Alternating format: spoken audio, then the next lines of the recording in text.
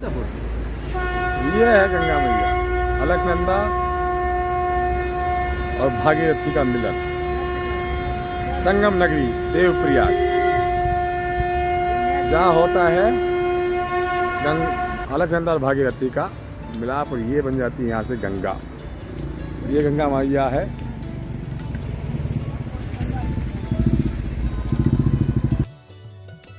ये है देवप्रयाग। देवप्रयाग जहाँ माँ अलकनंदा और भागीरथी का मिलन और बन जाती है गंगा माँ।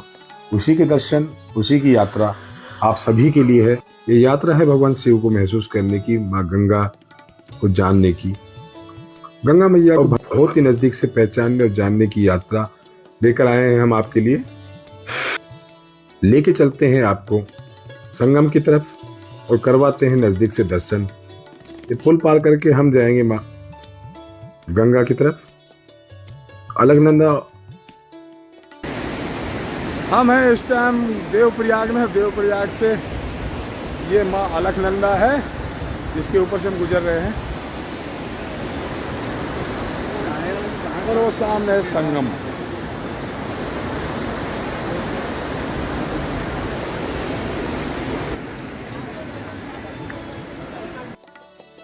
देवप्रयाग की बाजार से होते हुए हम ले चलते हैं आपको संगम की तरफ और दर्शन करवाते हैं माँ गंगा, जहाँ से भागीरथी और अलकनंदा मिलकर बनाती है माँ गंगा। और गंगा मैया चली जाती है भक्तों के दुख निवारण के लिए, पाप नाश करने के लिए। संगम घाट देवप्रयाग में पहुंच रहे हैं हम और नजदीक से दर्शन करवाएंगे मैया के। पानी की छलछल आवाज, दो नदियों के संगम का सुर यहाँ सुनने को मिलेगा। उसी सुर को महसूस करने और सुनने के लिए हम आ गए हैं यहाँ देवप्रयाग में। देवप्रयाग में स्नान करके हम आगे की यात्रा करेंगे बाबा केदार की। केदारनाथ तक हम आपको ले जाएंगे। ये संगम है भागीरथी अलकनंदा।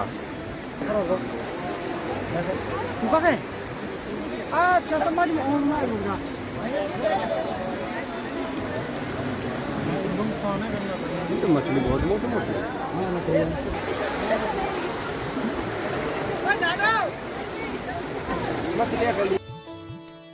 माँ गंगा की लहरों में ये इठलाती मछलियां बहुत ही सुंदर नजर आती हैं।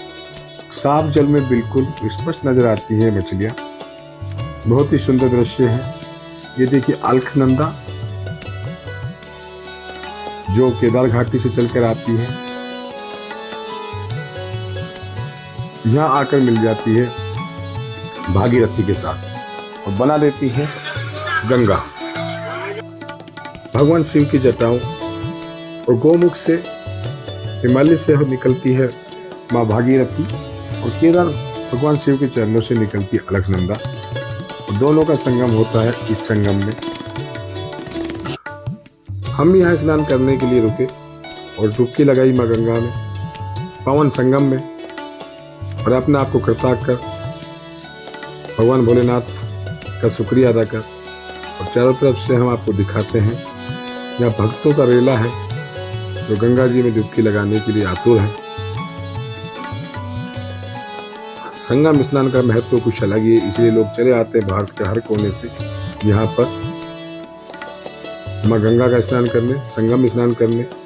रुद्रप्रयाग में कहते हैं कि माँ सरस्वती भी यहाँ पे गुप्त रूप से आके मिल जाती है, और इसे देवप्रयाग, रुद्रप्रयाग, संगम कहते हैं। और बहुत ही आनंदमय रोचक जगह है, वहीं के दर्शन हैं आप सभी के लिए।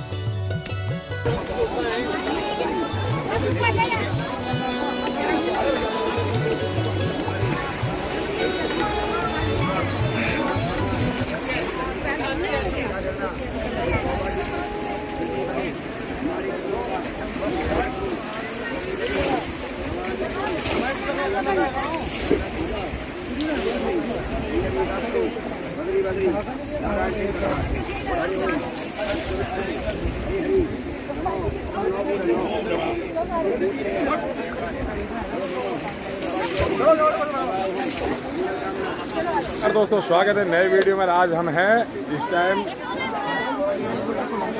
हम हैं देवप्रयाग में और आपको यहाँ से सीधा गंगा का संगम, भागीरथी का संगम, ये है भागीरथी जो भगवान शिव की जटाओं वो मुख से निकल के आती है। और ये इधर है अलकनंदा जो केदार घाटी से निकल के आती है और यहाँ होता है। और यहाँ गुप्त रूप में सरस्वती और तीनों नदियों का यहाँ संगम है। जय भोले शंकर। हनुमान शिला, जहाँ भगवान श्री राम ने बैठ के की तपस्या, ये वो शिला है, हनुमान शिला बोलते हैं इसको।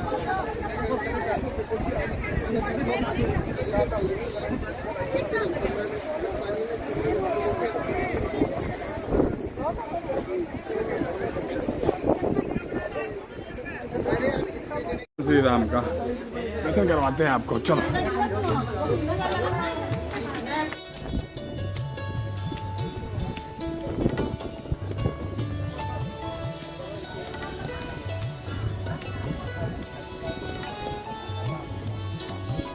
देवप्रयाग में यह है रघुनाथ मंदिर। राम जी की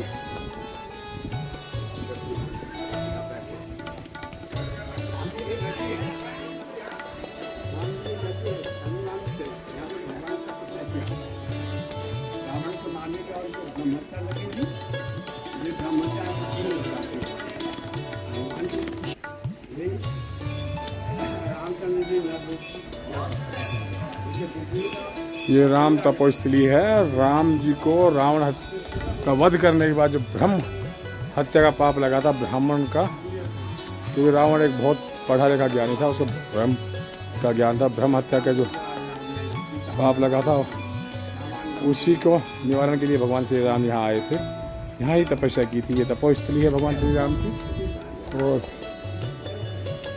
मंदिर परिसर है ये।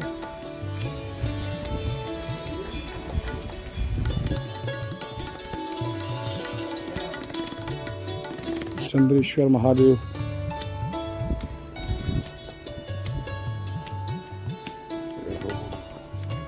शंभु भोलेनाथ,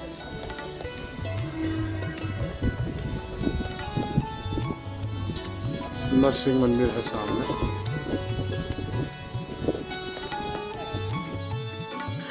संगम पर मौजूद है भगवान श्री राम का विशाल मंदिर, बहुत ही प्राचीन मंदिर, बहुत ही अद्भुत दर्शन है भगवान श्री राम के यहाँ पे। उन्हीं के दर्शन कर, उन्हीं की तपोस्थली के दर्शन कर अपने आप को कृतार्थ करते हुए और आप भक्तों के लिए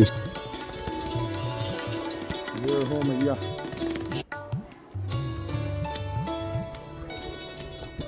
भगवान राम के दर्शन करने के लिए बाद हम चले हनुमान जी के दर्शन करने। ये श्री राम जी का मंदिर है, बहुत ही विशाल और प्राचीन मंदिर है। कहते हैं भगवान श्री राम ने यहाँ आकर के तपस्या की थी, क्योंकि उनको ब्रह्म हत्या का पाप लग गया था, रावण को मारने के लिए मारा था जब। उसी पाप की मुक्ति के लिए भगवान श्री राम ने की थी यहाँ तपस्या। ये वो ही मंदिर है श्री राम जी का, श्री राम प्रभु का मंदिर है, प्राचीनतम मंदिरों में से एक। सुंदर चित्रकारी भगवान श्री राम की, और ये मंदिर है भगवान श्री राम का। चारों तरफ से हमने आपको घूम के दिखाया है मंदिर। बहुत ही अद्भुत और बहुत ही अच्छे दर्शन होते हैं यहाँ पे, क्योंकि इस टाइम यात्रा शुरुआती है और भीड़ बहुत कम है, इसलिए आराम से आकर के दर्शन कर सकते हैं। और हम आपको दिखाते हैं कुछ नज़ारे यहाँ के देवप्रयाग के, कि किस तरह से सुंदर नगरी के रूप में बसा हुआ देवप्रयाग। चारों तरफ का सुंदर व्यू, बहुत ही मनमोहक दृश्य है। यहाँ पे आनंद में दर्शन होते हैं सभी चीज़ के, और मंदिर में भी अच्छी व्यवस्था है। पंडित जी का स्वभाव बहुत अच्छा है यहाँ पे। राम मंदिर परिसर से चारों तरफ का ये व्यू है, बहुत ही शानदार जानदार व्यू है। ऊपर पहाड़ों का बहुत ही जबरदस्त नज़ारा, बहुत देखने लायक बनता है।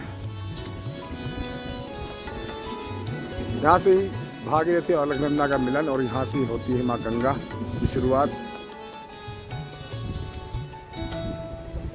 और आपको दर्शन करवाते हैं केदार यात्रा में, केदार भगवान के।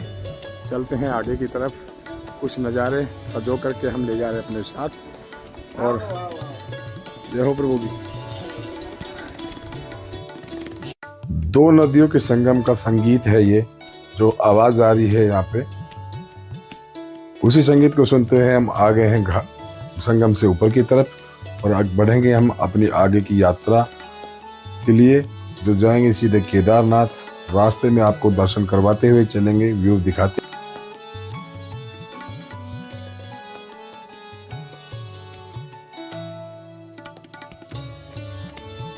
पहाड़ों के सुंदर नज़ारे हम अपनी गाड़ी से बना रहे हैं वीडियो और दिखाते हुए चलते हैं आपको यात्रा के दौरान किस तरह के पहाड़ों में से होकर के गुजरना पड़ता है केदार यात्रा के लिए। कठिनतम यात्राओं में से एक है केदार बाबा की ये यात्रा। जोखिम भरी है लेकिन सावधानी बहुत ही जरूरी है। पहाड़ों के सफर में चलते हैं बाबा केदार की तरफ, बढ़ाते हैं यात्रा को आगे। भैरव मंदिर, ये हमारा नाना हमारे साथ हो गया है। हम जा रहे हैं माता के दर्शन करने। आ जाओ नाना। जय माता दी। जय माता दी।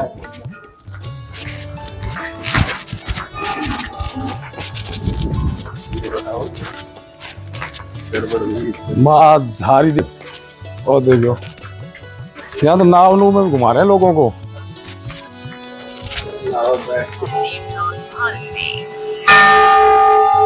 माँ धारी देवी का ये मंदिर है और दर्शन करवाते हैं माँ धारी देवी की मंदिर के आपको।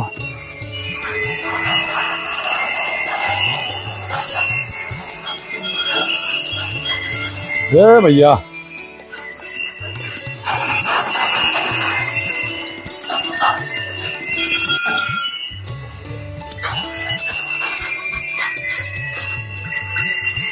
ये अलकनंदा माता के दर्शन है, बीचों बीच है मंदिर स्थित मौजूद यहाँ पे। उसी का व्यू है, सुंदर दृश्य है।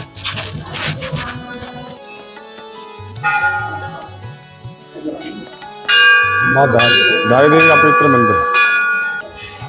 और ये अलकनंदा माँ गंगा का रूप।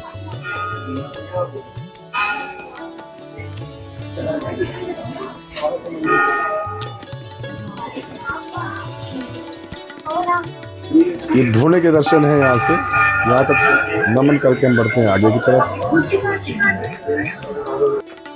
माँ धारी देवी के दर्शन करने के बाद हम बढ़े हैं आगे और आगे जाएंगे अलकनंदा माँ के चरणों में। वहाँ का आपको दीदार दर्शन करवाएंगे।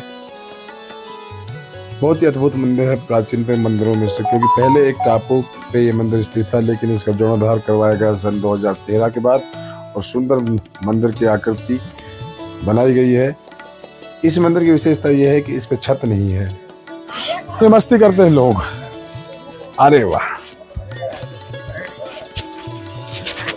कितना सुंदर, कितना प्यारा ये दर्शन है माँ अलकनंदा का। उनके बीचों बीच ये माँ का दरबार सजा हुआ है और ये उनके ऊपर पहाड़ों की छाया।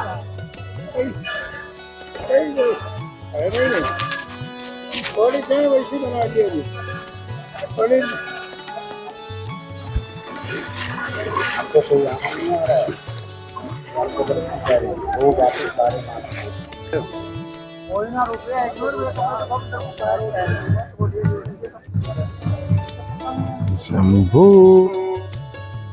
माता के दर्शन करने के बाद हम आ गए हैं वापस। ये गेट है माता का एंट्री, माता के दरबार में जाने के लिए। और यहाँ से प्रवेश करते हैं भक्तजन और जाते हैं माता के दर्शन करने। माता के दर्शन करके हम लौट के आ गए हैं उत्तर बाहर रोड पे। यहाँ पार्किंग में हमारी गाड़ी है, गाड़ी लेकर के हम बढ़ेंगे आगे। तो उसी गेट के दर्शन है। अब आगे की यात्रा हम बढ़ाते हैं आगे की तरफ और चलते हैं अपने अगले पड़ाव। जय माँ धारी देवी, आशीर्वाद देके बढ़ गए हम आगे। यहाँ से बढ़ चले हैं हम आगे सफर पे। आगे के सफर करते हुए रास्ते से निकलते हुए पहाड़ों का व्यू लेते हुए जाएंगे अपनी अगली मंजिल की तरफ। बाबा केदार में यात्रा का ये रास्ता है, उसी रास्ते का ये व्यू है। ये पहाड़ों की यात्रा है, आनंदमयी है लेकिन खतरनाक ही है।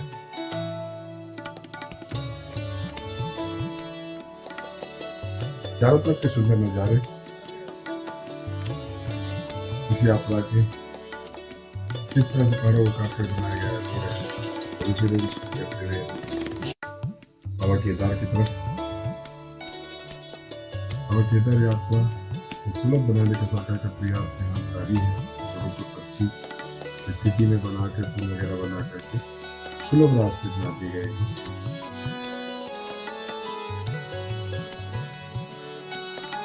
और यहाँ से नजदीक ही पड़ेगा सोनप्रयाग। सोनप्रयाग की तरफ हम बढ़ रहे हैं, जहाँ से अपनी गाड़ी को हम पार्क करके आगे की तरफ जाएंगे। वहाँ से बाबा केदार की यात्रा पे उसी यात्रा का ये कुछ रास्ते में जो चीज़ें नजर आएंगी वो आपको दिखाएंगे। जो तपोस्थली साधु संतों की वो भी दिखाते हुए चलेंगे।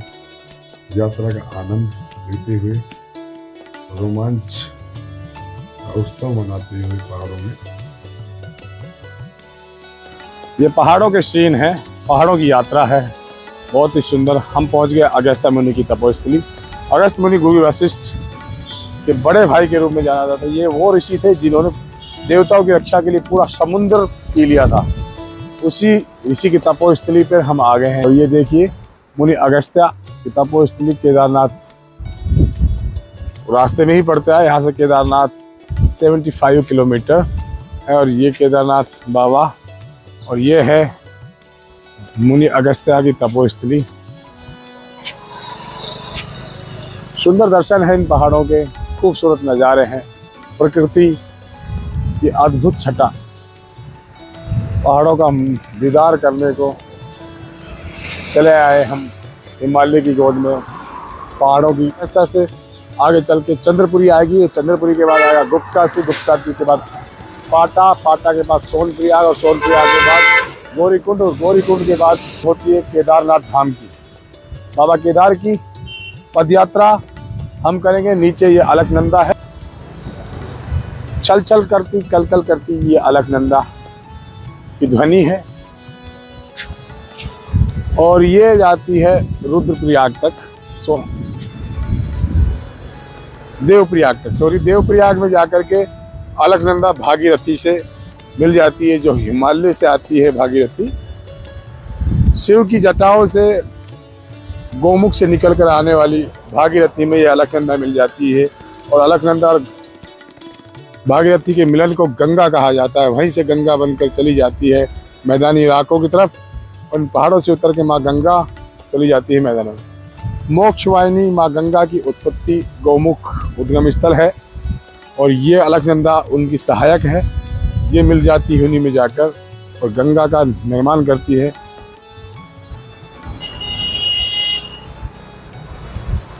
ये नज़ारे बहुत ही प्यारे हैं पहाड़ों के।